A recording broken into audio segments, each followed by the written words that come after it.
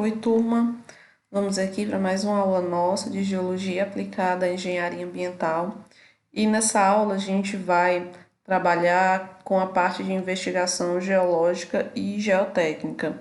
Como esse assunto é um assunto muito extenso, tem muita coisa para a gente aprender, eu dividi a nossa aula em duas partes. Então, assim como foi o conteúdo de intemperismo dividido em duas partes, o conteúdo de investigação geológica e geotécnica também vai ser dividido em duas. Então, os nossos objetivos de aprendizagem para essa primeira parte, primeiro, é entender o que são e qual é a importância das investigações geológicas e geotécnicas, aprender quais são os principais métodos diretos de investigação e como é dada a sua execução, compreender o que é um programa de investigação e como esse deve ser montado, e por fim aprender as aplicações dos ensaios nas diferentes obras de engenharia. Então, a primeira pergunta que fica para a nossa aula é: o que são as investigações geológico-geotécnicas?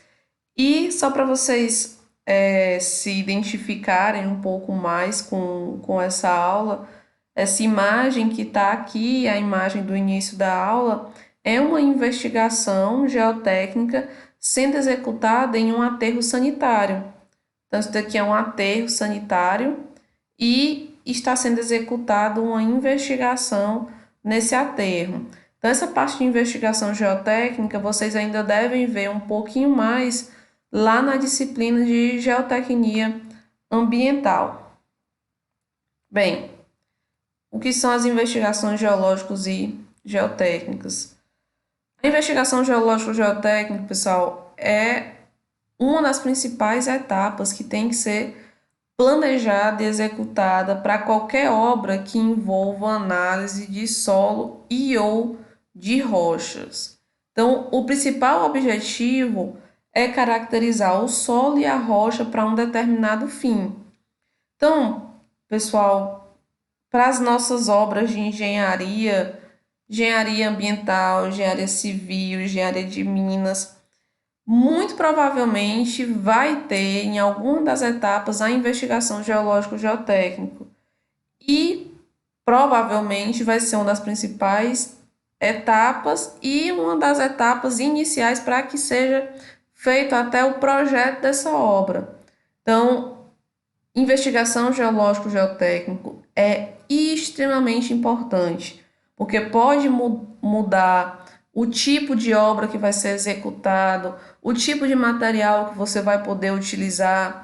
Então, as investigações geológico-geotécnicas são muito utilizadas na parte de geotecnia ambiental, e aí eu vou mostrar para vocês as aplicações, mas aí essa parte a gente vai ver principalmente na parte 2, tá? Então, existem diversos métodos para a execução de investigação geológico-geotécnico. Então, as principais ferramentas utilizadas com os objetivos que a gente tem de investigação geológico-geotécnico são o sensoriamento remoto, mapeamento geológico-geotécnico e ensaios geofísicos. E os métodos que a gente chama direto, que aí são investigações através de ensaios de campo e laboratório. Então, os ensaios geofísicos, sensoriamento remoto, são chamados de métodos indiretos de investigação. O que acontece? Nesse tipo de investigação, a gente usa feição topográfica, morfológica, propriedades físicas do terreno para determinar indiretamente a distribuição e o posicionamento de corpos geológicos e de suas características físicas. Vejam, aqui tem duas imagens. Aqui é um método de investigação que a gente chama direto, é uma prospecção de campo. Então, aqui eles estão em campo coletando uma amostra de solo. E aí vão levar essa amostra para o laboratório e fazer ensaios de caracterização. Então, esse é um método direto. Aqui, vejam, é um tipo de método que a gente chama indireto, é um ensaio geofísico. Aqui existem equipamentos colocados no campo, só que eu não meço diretamente as propriedades que eu quero. Aqui eu vou medir, por exemplo, resistividade elétrica desse solo.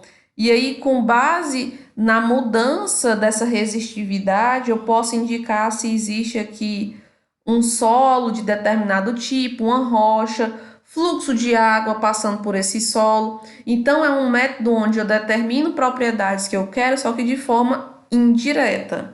Os métodos diretos são ensaios que têm o intuito de prospectar os maciços e caracterizar de acordo com as aplicações desejadas. Então, as principais características que a gente quer, na maioria das vezes, é resistência, a permeabilidade, a distribuição granulométrica quer dizer que eu vou identificar quais são as frações de solo que eu tenho. Então, na aula passada a gente viu que no solo eu posso ter pedregulho, posso ter areia, silt e argila. Através da distribuição granulométrica, a gente consegue identificar qual é o percentual de cada um desses materiais no solo. Então, pessoal, cada um desses métodos tem capacidade limitada para caracterizar o meio físico. Ou seja, tanto os métodos diretos quanto os métodos indiretos, eles têm um limite. Então, as informações obtidas por qualquer um dos métodos comumente vão requerer que a gente faça extrapolações para individualizar diferentes corpos com um comportamento geotécnico diferente. Então, o que acontece muitas vezes eu estou caracterizando pontos e aí eu faço uma extrapolação de acordo com as características que eu tenho para que todo aquele meio tenha a mesma característica. Então, de novo, eu estou extrapolando alguns pontos. Então, tanto os métodos diretos quanto os métodos indiretos, eles vão ter limitações. O ideal é sempre que a gente possa fazer uma utilização combinada, tanto de método direto quanto de método indireto. E aí a gente vai ter uma investigação geotécnica e geológica com a qualidade muito melhor.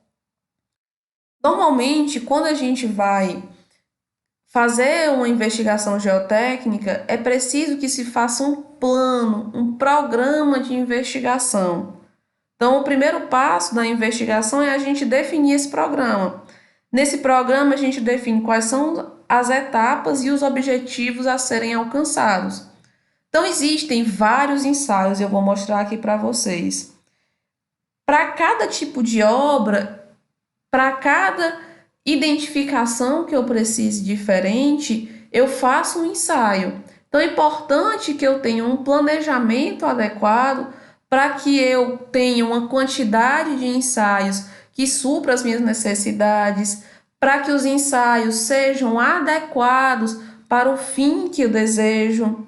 Então, existem etapas de investigação preliminar, investigação complementar ou ainda da fase de projeto e investigação para a fase de execução. O programa de investigação geotécnico ele precisa ter o envolvimento do engenheiro, do responsável que vai fazer o projeto, ou seja, o projetista. Então, o primeiro passo de qualquer programa de investigação geotécnica é a gente definir etapas e objetivos a serem alcançados. Eu posso dizer para vocês, pessoal, que muitas vezes nas nossas obras a investigação geológico-geotécnica ela é negligenciada. Às vezes por uma falta de conhecimento da pessoa que está fazendo a obra, às vezes por pura negligência de quem está fazendo, às vezes a pessoa quer fazer uma economia que não existe. O custo aproximado dessa investigação geológico-geotécnica é algo que varia aí de 5% a 1% do valor total da obra. Então, normalmente não é um valor alto. Quando você faz um bom programa de investigação geológico-geotécnico, com todos os ensaios necessários, no máximo esse custo aí vai chegar a 2, 3% do valor total da obra. E você vai ter uma caracterização muito mais fidedigna daquilo que tem realmente em campo. Então, às vezes não, economizar em investigação geológico, geotécnico é um erro. Porque no final das contas você não pode estar economizando, você vai ter um gasto futuro por não identificar corretamente o solo ou a rocha onde você vai trabalhar. Finalidades. Então, a prospecção geológico-geotécnica é a investigação desse material que está abaixo da superfície do terreno ao longo de uma determinada profundidade. Então, essa profundidade de estudo é função da obra, é função das características do local onde a gente vai trabalhar. Então, vejam, quando a gente está trabalhando numa rodovia, em pavimentação, a profundidade que a gente vai investigar aí é no máximo 1,50 m. E eu posso dizer a vocês que é assim mesmo. Já trabalhei numa empresa de investigação geológico-geotécnico. E quando a gente está trabalhando com pavimentação, a profundidade máxima que a gente está investigando aí é 1,5 m, no máximo 2 metros. Quando a gente vai para fundações de edifícios, aí essas profundidades já vão aí 30 metros ou mais. Para vocês terem ideia, tem um edifício lá em Santos que foi preciso fazer o reforço da fundação e a fundação tem 50 metros, a fundação do edifício, ou seja, a investigação geológico-geotécnico teve que ir até profundidades maiores aí que 50 metros. Exploração de petróleo pode ser mais de 1.000 metros. A investigação de uma jazida de um determinado minério também pode ser mais de 1.000 metros. Quando a gente vai para investigações, por exemplo, de áreas contaminadas, aí vai depender da profundidade que está o lençol freático. Então, vejam, a definição da profundidade, da quantidade de ensaios, depende muito também do tipo de obra e da finalidade que você tem daquele local onde vai ser executado a sua investigação geológico-geotécnica. As principais características, normalmente, que a gente quer quando vai fazer esse programa de investigação é determinar que tipos de solos a gente tem e ou de rochas, a estratigrafia do terreno. Então, é muito comum que a gente queira saber a posição do lençol freático. Então, vejam aqui. Imaginem que eu tenho um aterro sanitário aqui e esse aterro gerou uma contaminação. É importante que eu saiba qual é a profundidade que está o lençol freático. É importante saber que tipo de solo, que tipo de rocha que existe aqui, qual é a permeabilidade que esse material tem. Quando a gente vai construir um aterro como esse, é importante saber qual é a resistência desse meu material de fundação, aonde eu vou assentar esse aterro. Será que esse material é muito deformável? Porque esses aterros podem ter grandes alturas. Então, será que quando eu colocar esse aterro, o aterro vai deformar junto com o solo ou junto com a rocha? Não sei. Tudo isso é caracterizado por um programa de investigação geológico-geotécnica. Na investigação preliminar, como mostrei para vocês, existem diferentes etapas de investigação. Normalmente a gente quer saber as principais características do local da obra. Em geral, a gente faz ensaios com espaçamento mais amplos e a gente utiliza ensaios mais simples. Então, eu tenho uma determinada área aqui onde eu vou executar uma obra qualquer. E aí, na investigação preliminar, eu posso trabalhar com pontos mais espaçados de investigação. Então, quando a gente vai fazer uma investigação, pessoal, normalmente são ensaios pontuais. Existem os métodos geofísicos que eu vou mostrar para vocês e o sensoriamento remoto, onde a gente consegue trabalhar com uma área mais ampla, mas tudo tem as suas limitações. Então, normalmente no começo a gente trabalha aqui com ensaios mais simples, ensaios pontuais. Depois de investigar de forma preliminar, a gente pode definir quais são os ensaios complementares. Então, aqui eu identifiquei um ponto ou outro que tem alguma feição mais importante. Opa, esse ponto aqui, ele tem características muito diferentes dos outros. Então, eu posso, a partir de agora, definir alguns ensaios especiais, algumas investigações complementares. ensaios mais específicos, porque eu já fiz uma visão geral desse meu terreno, de onde vai ser executada a minha obra. Existem, como eu disse ainda, as investigações de projeto, então pode acontecer de durante a execução serem necessários ainda alguns ensaios. Quando se está trabalhando, por exemplo, com fundações de edifícios, a gente tem investigação durante a obra. Então, quando a gente define, essa fundação tem que ter, como eu disse a vocês lá no edifício de Santos, 50 metros.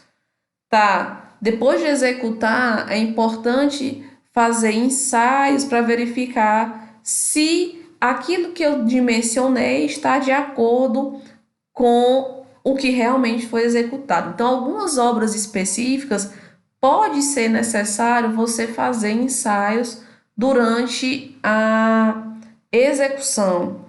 Existe ainda também o caso de aterros sanitários. Os aterros sanitários, pessoal, eles são executados em etapas. Então, você não faz um aterro todo de uma vez. Você vai fazendo aterro aí ao longo de 20, 30 anos. Pode ser que durante a fase de execução desse aterro, alguns ensaios sejam necessários. Então, existe um ensaio de placa, onde a gente determina qual é a deformabilidade e a resistência desse material. Isso pode ser feito aqui nas camadas desse aterro. Então, existem alguns ensaios, de novo, que são feitos durante a execução da obra. Pessoal, como eu disse, tem muitos ensaios. Nessa primeira parte, a gente vai trabalhar com os métodos diretos, ou seja, ensaios onde a gente faz a caracterização do material diretamente. Então, eu coleto uma amostra, eu faço um ensaio diretamente em campo para obter a propriedade que eu quero. Os ensaios de laboratório, eles também são considerados métodos diretos. Então, a gente tem aqui campo e laboratório. Esses ensaios, pessoal, de laboratório, granulometria, limite de liquidez, plasticidade, permeabilidade, adensamento e resistência ao cisalhamento, são ensaios que vocês vão ver na disciplina de mecânica dos solos. Inclusive, vocês vão fazer esses ensaios em laboratório. Então, nessa aula, eu vou me deter aos ensaios de campo. E aí a gente vai falar dos principais ensaios de campo que são realizados para as nossas obras de engenharia. Esses ensaios de laboratório, os métodos executivos dele, como é que é executado, análise dos resultados, tudo isso daqui vocês vão ver na disciplina de mecânica dos solos. Então, isso daqui não vai fazer parte aqui da nossa disciplina, nem faz parte da ementa. A gente vai trabalhar aqui com os ensaios de campo. Então, os principais ensaios de campo que a gente tem para investigação geológico-geotécnica são poços em trincheiras, sondagem a trado, sondagem a percussão, sondagem rotativa mista, CPT, CPTU, ensaio de palheta, ensaio de perda d'água, ensaio de Lefranc.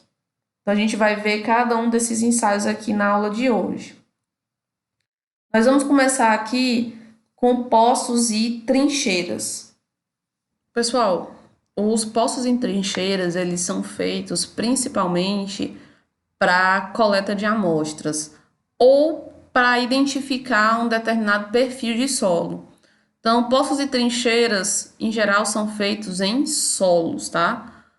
Vejam, escavar rocha não é simples. Então, para fazer um poço ou uma trincheira em rocha, a gente teria que ter explosivos, enfim, não é comum. Poços e trincheiras é feito para solos, tá?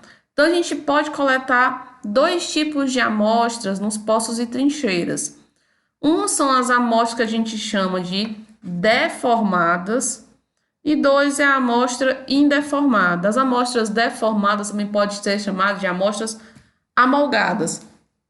São amostras como essas aqui, ó, onde a gente escava com pá, com algum equipamento e essa amostra ela não preserva todas as características do solo. O outro tipo de amostra é essa daqui de baixo, ó, uma amostra indeformada. Essa amostra preserva a estrutura, a umidade, permeabilidade, resistência, todas as propriedades do solo de campo. Então, existem ensaios que precisam ser realizados com amostras indeformadas, que preservam as características desse solo. Então, vejam aqui, ó, é um trabalho praticamente artesanal, tem que ser feito com todo cuidado, carinho e zelo, para que essa amostra realmente seja representativa. E aqui em volta, vocês estão vendo que está branca, eles estão envolvendo aqui essa amostra com um pano também, porque em volta é passado parafina, para que esse material ele preserve a umidade. Então, o caminho que essa amostra faz do campo até o laboratório também é extremamente importante. Então, veja, é um trabalho manual e tem que ser feito de forma extremamente cuidadosa, porque não adianta eu coletar uma amostra que não seja representativa do meu solo de campo. Então, não adianta. Então, tem que ser feito com todo cuidado. Agora, sondagens a trado. Então, as sondagens a trado são perfurações que você faz de forma manual ou mecanizada. Existem equipamentos para investigação a trado que são mecanizados. São utilizados principalmente para coletar amostras deformadas. Então, você consegue coletar essas amostras só acima do nível da água, tá? Então, não, a gente não consegue fazer a coleta de amostras com trado se a amostra estiver abaixo do nível da água.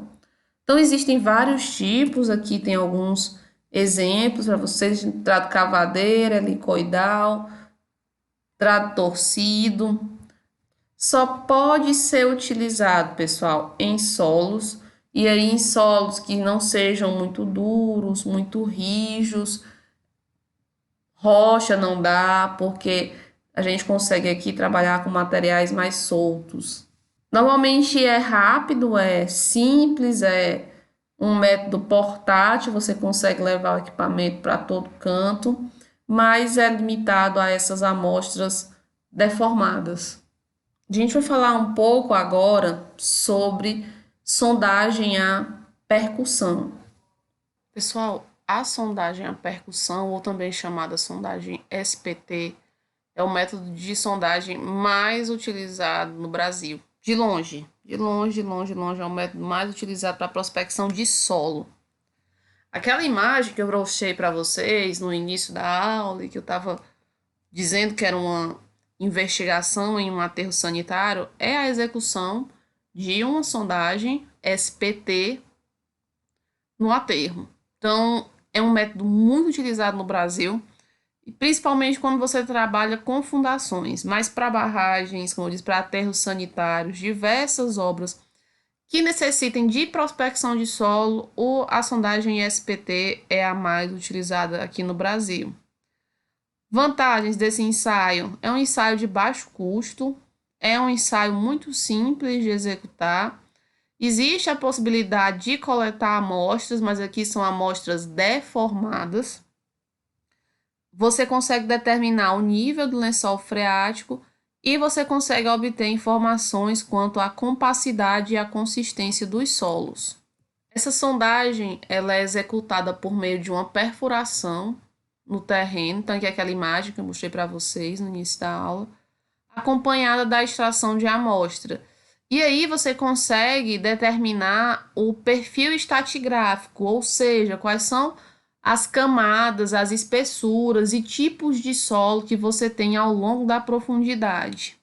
Esse ensaio ele é muito criticado, pessoal, porque ele depende muito do executor, do sondador que a gente chama. Então, existem vários pesquisadores que fazem uma série de críticas a esse ensaio. Como é que é feito o ensaio? Aqui é o equipamento. Vejam, voltando aqui. É um equipamento extremamente simples, é um equipamento barato que você usa, é isso aqui que vocês estão vendo nessa foto. Você consegue fazer esse ensaio acima e abaixo do nível da água, com ensaio trato, como eu mostrei a vocês, você não consegue. Então, aqui um exemplo. Como é que é feito esse ensaio? Fase de execução. Primeiro você monta e posiciona o tripé. Depois você faz uma pequena escavação, pré-furo. Depois você vai colocar aqui o amostrador e existe um peso. Como é que isso é feito? Esse peso aqui é levantado a uma altura de 75 centímetros pelo sondador e é solto. É solto até que você consiga cravar 45 centímetros desse amostrador no solo. Eu vou mostrar aqui para vocês um vídeo de como é a execução, tá? Mas antes eu vou tentar explicar para vocês, teoricamente, como é que é o ensaio, depois eu mostro o vídeo, tá? Então, normalmente como é que é feito? Então, o primeiro metro, que nem vocês estão vendo aqui, ó, primeiro metro, ele é feito com trado. Então, você escava 1 metro no solo. Se o solo tiver estabilidade, você pode deixar sem nenhum tipo de contenção aqui. Contenção simples, um tubo, pessoal. É um furo, tá? Um furo pequeno. Então, aqui você faz esse pré-furo. Depois, você vem com o amostrador.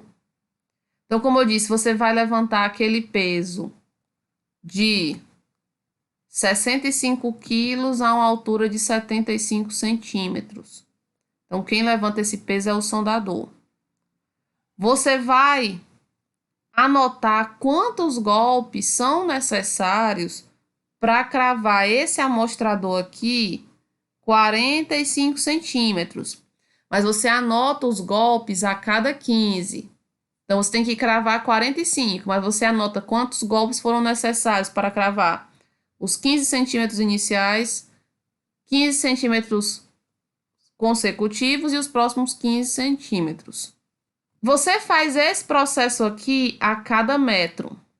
Então, veja, eu escavei o primeiro metro, depois eu cravei o amostrador 45 centímetros. Para eu chegar no próximo metro, estão faltando aqui 55 centímetros. O que é que você vai fazer? Pode escavar com trado, ou você pode escavar com o que é chamado trépano de lavagem. Tá aqui, o trépano. O que é circulação de água. Aqui embaixo sai água, você vai circulando. Aqui tem uma bomba, essa bomba coleta a amostra que está sendo lavada bem aqui embaixo. Durante essas operações de perfuração, como eu disse, pode ser colocado um tubo de revestimento. Existem casos onde esse furo ele também é lavado com lama bentonítica. O que é lama bentonítica? É argila. É uma argila rica em monte-morilonita, que é um mineral argílico, o mineral que forma o solo argiloso do tipo bentonita. Então, você pode utilizar essa lama bentonítica para estabilizar o furo. E aí, o que acontece? Conforme você vai escavando esse material, você vai fazendo uma caracterização tátil-visual. Dentro daquele amostrador vem solo. Vou mostrar aqui no vídeo para vocês. Nessa coleta, você faz uma análise tátil-visual e aí você anota que tipo de material que existe ali. Aqui nessa disciplina, a gente está aqui de forma remota, não tem como a gente fazer uma aula como essa de análise tátil-visual, mas na disciplina de mecânica dos solos, quando eu leciono, eu faço uma aula só de análise tátil-visual, para que a gente aprenda a identificar os diferentes tipos de solo em uma análise puramente de toque e de visual. Vou mostrar aqui para vocês o vídeo para a gente ir conversando um pouco melhor. Então, pessoal, vou mostrar aqui o vídeo para vocês da sondagem à percussão. Tem alguns erros nessa sondagem, eu vou mostrando aqui, vou comentando aqui o vídeo com vocês. Essa é a primeira parte, pessoal, a perfuração com trado. Então, eles estão escavando aquele primeiro metro com trado. Então, ele vai escavando até chegar à profundidade desejada. Então, aqui eles já foram fazendo algumas profundidades maiores. Vejo que existem uns cabos aqui. Então, conforme você vai aprofundando, você vai precisando desses cabos para chegar na profundidade que você queira. Então, é um trabalho bem rudimentar. Vocês estão vendo aí, o pessoal são equipamentos simples. É um ensaio feito totalmente à mão. É no braço mesmo. O ensaio é feito.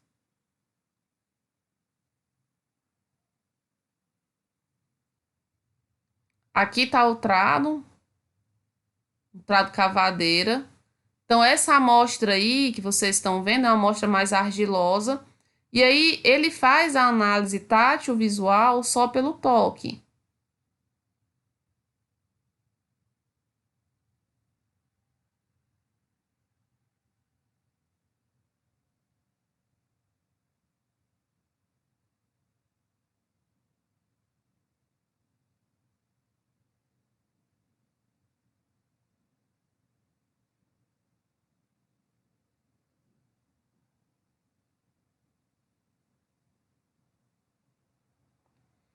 Aqui, pessoal, agora eles vão cravar o amostrador. Então, o amostrador já está lá embaixo, eles não mostraram a colocação. E aí, ele vai marcar, vejam, 15, 15 e 15. Ele vai anotar quantos golpes são necessários para cravar o amostrador em cada um desses 15 centímetros. Então, esse daí é o peso. Aí, eles têm que levantar uma altura aí, ó, de 75 centímetros. E o sondador aqui, ó, vai anotando quantos golpes são necessários para cravar esses 45 centímetros. Tá aí o amostrador. Ele vai coletar a amostra de dentro.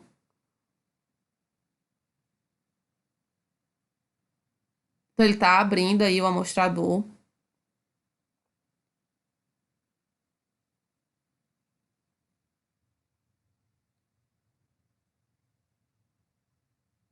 O que ele vai fazer, pessoal, não é certo, tá? Essas amostras têm que ser armazenadas corretamente. Ele tá colocando aí dentro do capacete.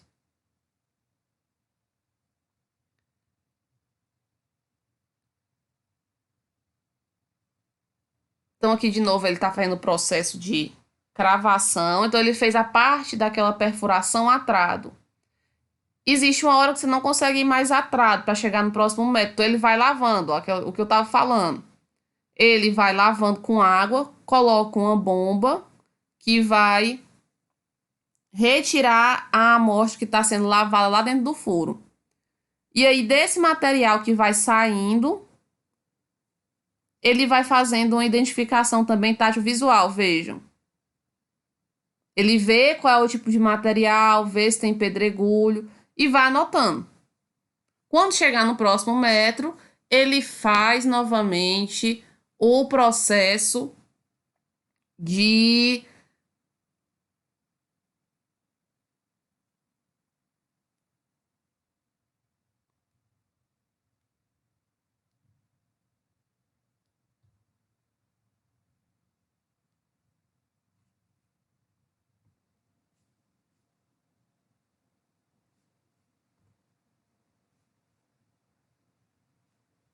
Opa, deu um problema aqui na minha gravação, mas ele vai fazendo o processo de dar os golpes. Outra coisa, o cara aí fumando, tá, pessoal? Não. Então, é um trabalho extremamente rudimentar.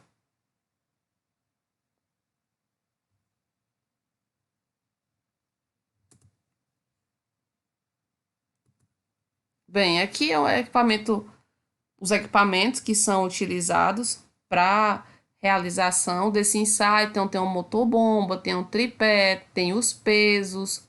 Então, o peso aí de 60 quilos, que você levanta a uma altura de 75 centímetros. Então, é um equipamento simples. Pessoal, existem alguns critérios para paralisar esse ensaio.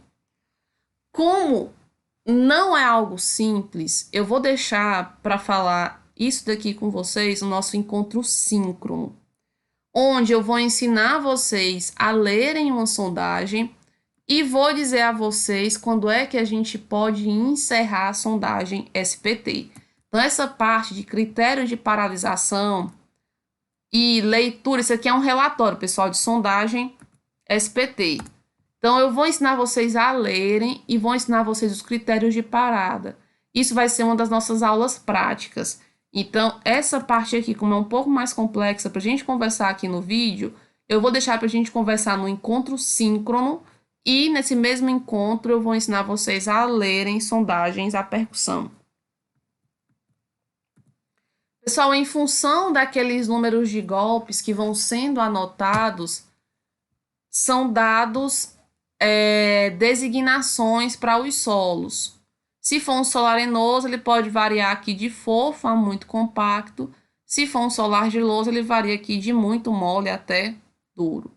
Então, isso a gente chama de compacidade e de consistência.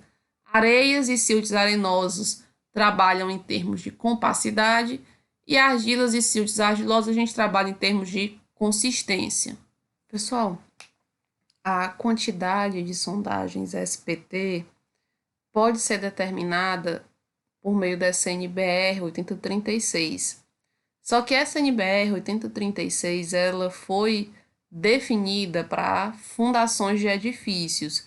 Então, como para todas as outras obras de engenharia não existe uma metodologia de cálculo, e muitas vezes para essas obras são utilizadas também essa mesma NBR para definir a quantidade de sondagens SPT. Então, vejam aqui, normalmente se faz um furo para cada 200 metros quadrados, quando se tem até 1.200 metros quadrados. Quando a construção estiver entre 1.200 e aqui, desculpa pessoal, é 2.400, tá? Deve ser feita uma sondagem para cada 400 metros que excedam os 1.200 metros quadrados. Acima de 2.400 metros, deve ser feita uma escolha em função das particularidades da obra.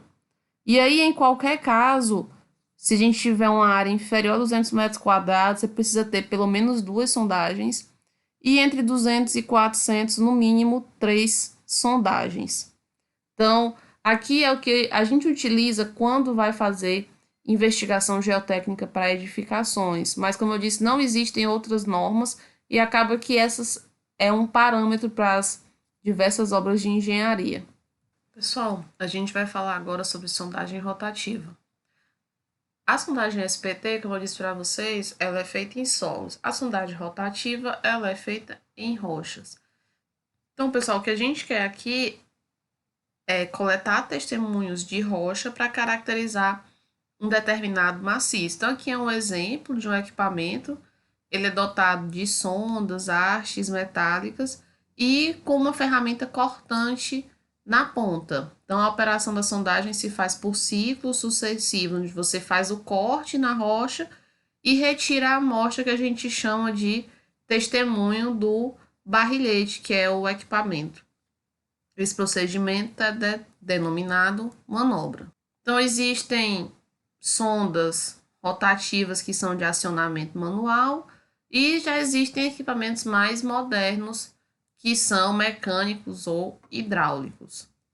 Então, o barrilhete, que é esse equipamento onde é coletado o testemunho, pode ser simples, duplo rígido, duplo livre, tubo interno removível. Então, nesse caso, depende do tipo de rocha que se está investigando. Então, simples, você tem aí rochas bandas de excelente qualidade, ou seja, rochas pouco fraturadas, rochas mais resistentes. Duplo livre é quando você tem aí material de enchimento, material mais desagregável. Aqui é a coroa, onde é feito o corte. Então, aqui é uma coroa diamantada, que é feita para poder conseguir cortar a rocha. O barrilhete, aqui tem vários tipos, várias coroas, vocês estão vendo. Vai depender do tipo de rocha, do tamanho da amostra que você queira coletar.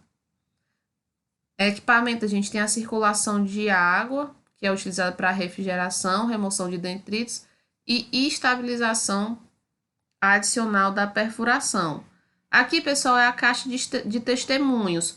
Quando você faz essa sondagem rotativa, você vai coletando os testemunhos, as amostras, e vai armazenando num caixa. Elas ficam assim.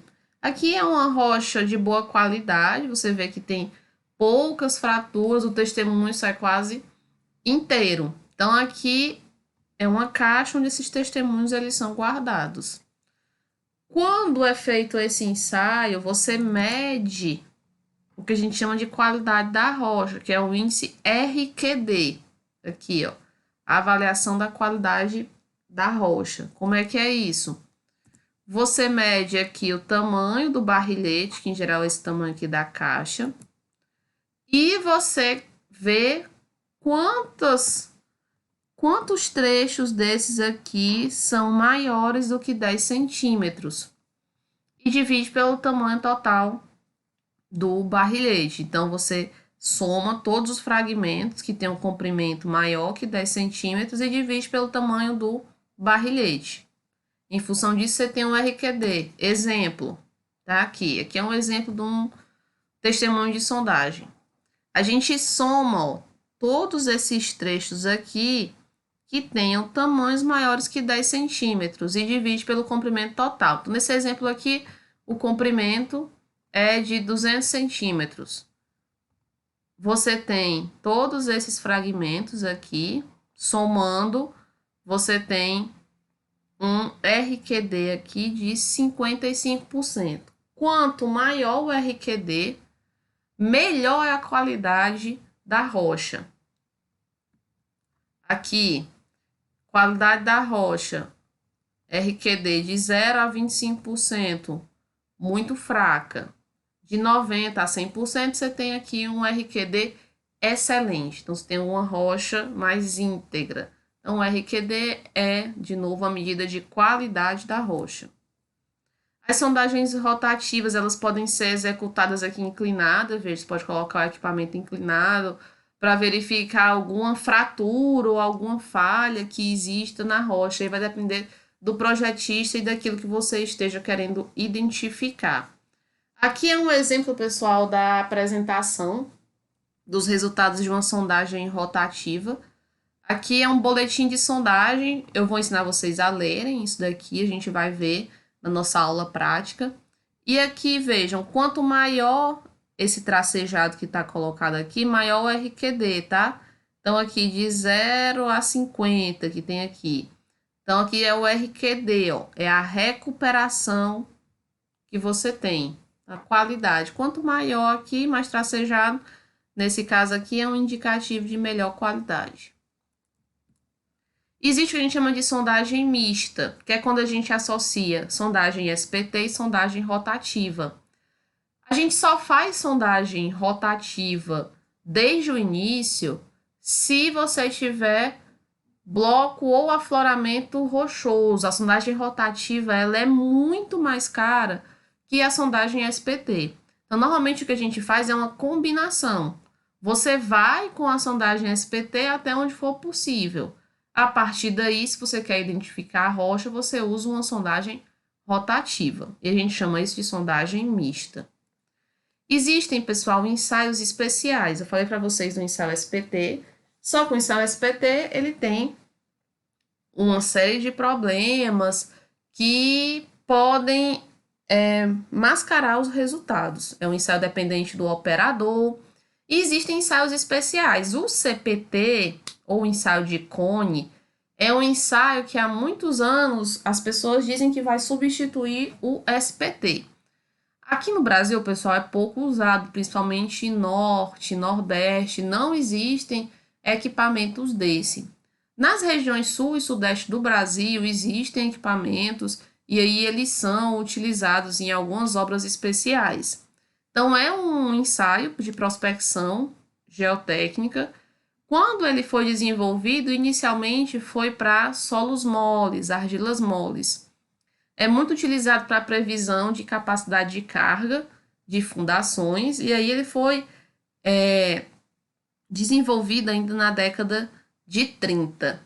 E ele já vem sendo empregado aqui desde o final dessa década de 30 também. Então, principal vantagem. No SPT, eu falei para vocês, o registro que a gente tem é a cada metro.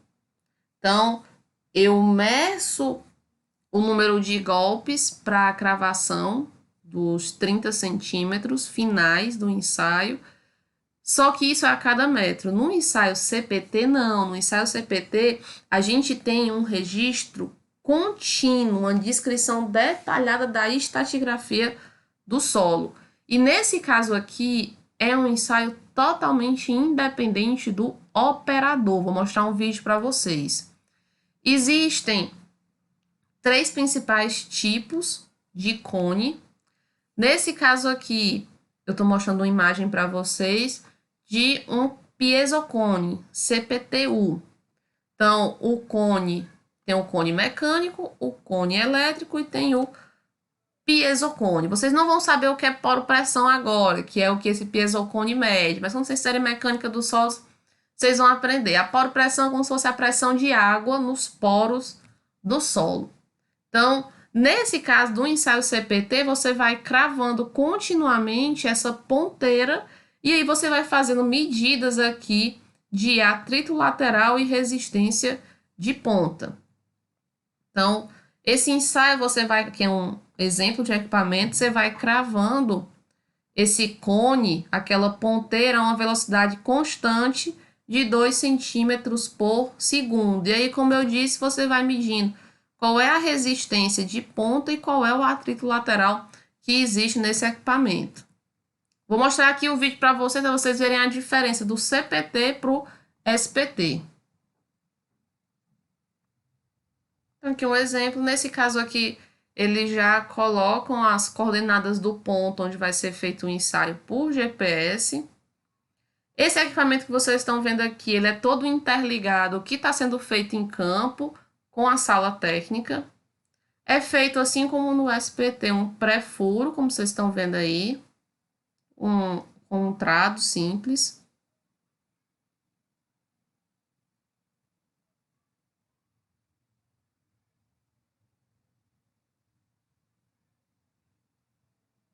Aí vem o equipamento, tá? Aqui no caso, esse equipamento está dentro de um caminhão.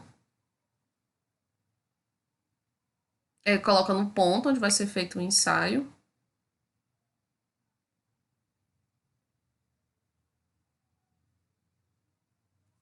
Aqui é a ponteira do cônio.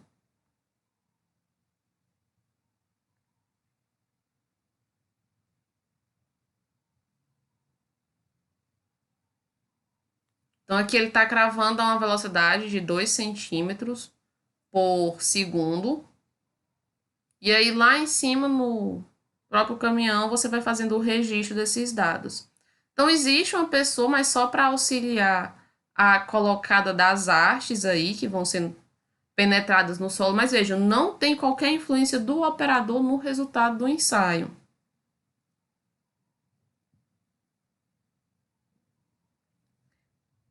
Aí aqui são as medidas, tá, pessoal? De atrito lateral e resistência de ponta.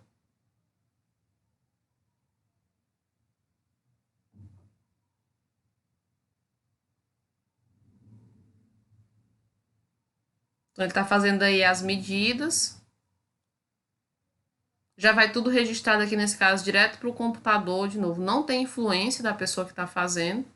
Depois de registrar todos esses dados, ele pode enviar esses resultados diretamente para a pessoa que está lá na sala técnica. Ela já pode analisar os dados praticamente aí em tempo real.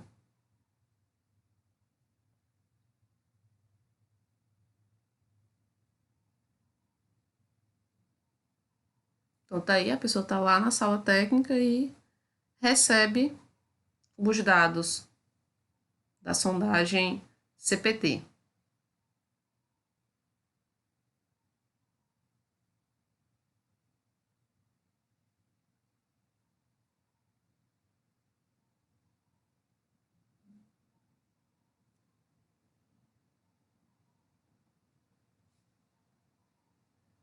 Então era isso, vou parar aqui. Deixa eu ver muita coisa.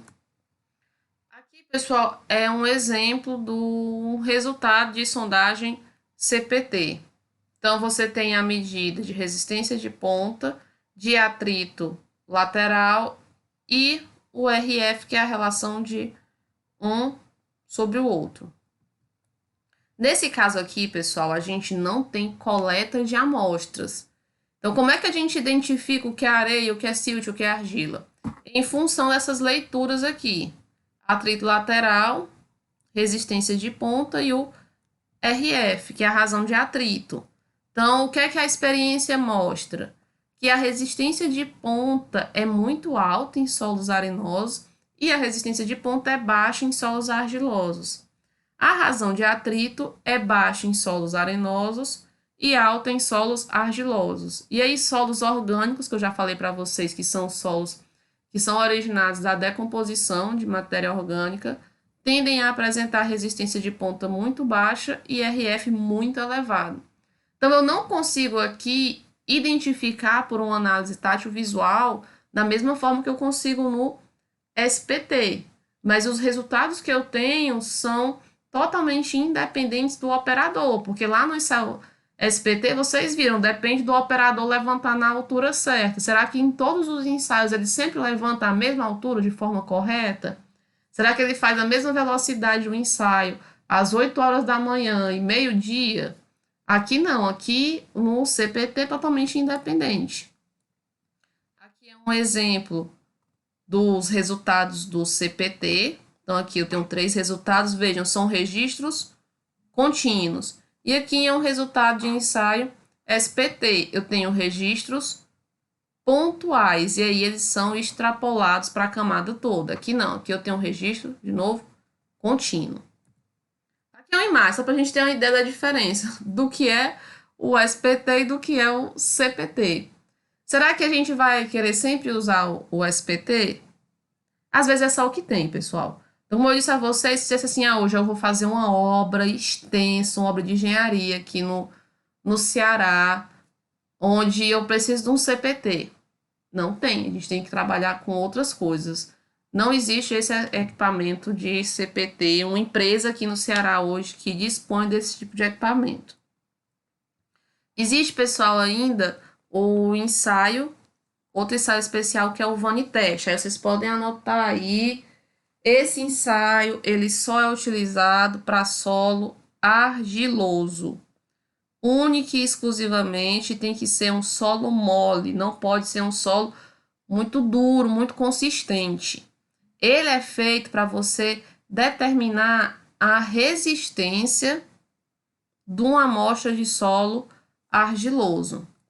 Então, existem 2 tipos de ensaio, um com pré-furo e outro sem o pré-furo. A ideia, pessoal, vou só passar aqui para mostrar a foto para vocês. Eu quero mostrar essa foto. É você colocar essa haste, cravar ela no solo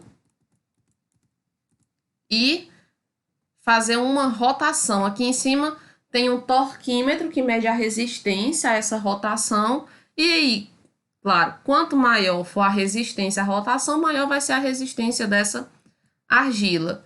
E aí, como eu disse, existe ensaio com e sem pré-perfuração. Então, aqui tem tipo A, tipo B. O ideal é que a gente fizesse sempre sem uma perfuração prévia, porque quando a gente faz essa escavação aqui, acaba que a gente modifica o solo embaixo. As argilas, pessoal, elas são extremamente sensíveis a qualquer alteração que a gente faça no solo. Então, na hora que eu altero qualquer coisa, os meus resultados podem não ser mais próximos, mais fidedignos ao que realmente existe em campo. Existe o equipamento eletrônico, aqui um exemplo. Vejam, um solo mole, uma área praticamente aqui, parece um mangue, uma baixada. Então, nesse caso aqui, eu posso usar esse equipamento para determinar a resistência desse material argiloso. Eu mostrei para vocês. Outro aspecto importante é que as argilas, se a gente, como eu disse a vocês, são muito sensíveis. Então, se a gente deformar, se a gente mexer muito com ela, ela perde muito a resistência. Vejam a diferença aqui de uma amostra indeformada para o resultado do toque de uma amostra amolgada. Então, por isso que eu disse que sempre que a gente puder fazer esse ensaio sem perfuração prévia, é o ideal. Nem sempre é possível, mas é o ideal, porque, como eu disse, as argilas elas são muito sensíveis. A gente vai falar um pouquinho agora sobre ensaios que são utilizados para determinar a permeabilidade in situ de solos e rochas. Para solos, pessoal, o ensaio que tem para determinar permeabilidade é o ensaio de Lefranc. Eu já falei para vocês em umas 2 aulas passadas o que é a permeabilidade. É a propriedade, a capacidade aí que o material tem de permitir a passagem da água por ele. Então, existem ensaios para a gente determinar isso em campo. Eles são muito utilizados, pessoal, em obras de barragens, por exemplo, quando você está trabalhando com poços, para águas subterrâneas, que é uma área forte de trabalho aí da engenharia ambiental, do pessoal da geologia. Água subterrânea é uma área muito agregadora. O pessoal da engenharia ambiental trabalha muito com essa parte de águas subterrâneas. Então, o ensaio Lefranc é um ensaio para determinar a permeabilidade in situ de solos. Então, a gente pode fazer esse ensaio mantendo sempre o mesmo nível de água, que é chamado ensaio com carga constante, ou a gente pode fazer com carga variável. Quando é que a gente vai fazer um ou outro? Anotem aí. Carga constante a gente faz para solos arenosos, solos onde eu tenho uma permeabilidade maior. Carga variável é feito para solos argilosos, solos com uma permeabilidade mais baixa.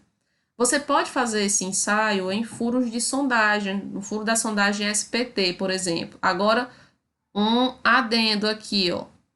Se você tiver utilizado bentonita para estabilizar o furo, esse ensaio de Lefranc não pode ser feito no furo de sondagem SPT. Então, aqui é o equipamento, pessoal. Basicamente, aqui tem uma bomba, onde você vai medir aí a vazão de água, que é a vazão de água dentro do furo, seja de sondagem ou o furo que você fez para o ensaio. Esse ensaio não tem uma norma da ABNT, mas existe uma normativa da Associação Brasileira de Geologia de Engenharia para ensaio de permeabilidade in situ, do tipo Lefranc. Existe também ensaio de permeabilidade para rochas, e aí a gente chama esse ensaio de perda d'água.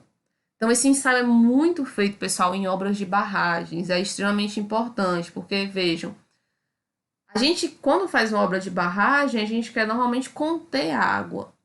Se a minha rocha de fundação tem fraturas e permite a passagem de água, eu posso ter problemas de fuga de material, posso ter problemas até de ruptura. Então, existe um caso histórico de rompimento de barragem, que é a barragem de Tenton, nos Estados Unidos, onde o processo de ruptura dessa barragem começou por um fluxo de água que ocorreu por fraturas em rochas.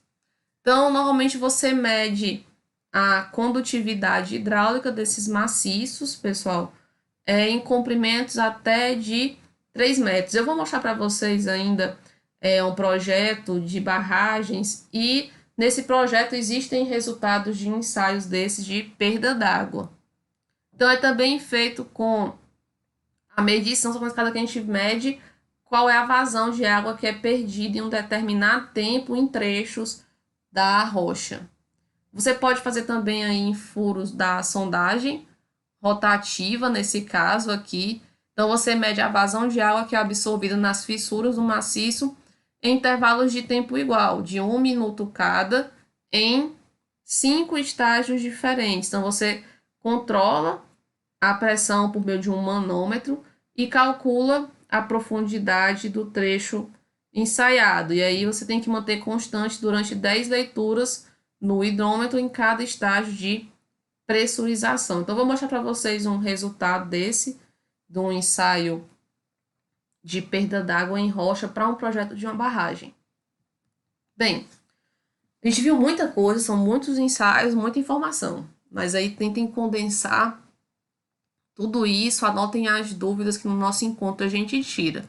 Nosso objetivo era entender o que são e qual é a importância das investigações geológico-geotécnicas, aprender quais os principais métodos diretos de investigação e como é dada a sua execução, compreender o que é o programa de investigação geotécnica e como esse deve ser montado, e aprender aplicações dos ensaios nas diferentes obras de engenharia. Então, esse último ponto não está anotado aí na aula, mas eu fui falando para vocês até o encerramento aqui dessa nossa aula. Então, como eu disse, anotem aí as dúvidas e no encontro, nosso encontro síncrono eu tiro. Aqui, pessoal, no material de apoio são os livros de geologia para engenharia, existem livros também de fundações e aí eu posso ir passando mais algum material para vocês. Então era isso, até a nossa próxima aula.